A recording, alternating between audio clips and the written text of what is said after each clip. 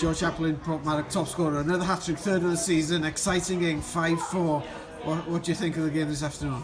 Yeah, it was a good game. It was very close, a bit scrappy at parts, but you know we were unhappy to be going in at half time down, and we had a bit of a talking to from the manager. He just told us really to grow a set, and you know the ability's there. Everyone knows that, but you know there's been a few occasions this morning when we've had to show this season where we've had to show grit and dig deep, and today the lads done it.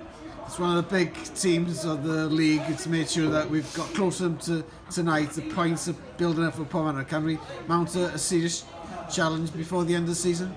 Yeah, we were just talking in there with the lads. It's all well and good beating the lower teams. You know, you're going to drop points here and there, but it's against the top teams where we've really got to pick up points. And you know, we've shown that we can do it this season. We've picked points up against Rhyl today. We've beaten Airbus. You know, we've still got to play Airbus and Denby, where hopefully we'll get another 6 points from those 2 games. It's a big month this month. Another 2 games in the league and a Connors Key Cup tie at the end. So it's a good start to a year of 2018 for yourself and Portmarnock. Yeah, it was good. We've had 2 decent wins. Llandudno Junction last week.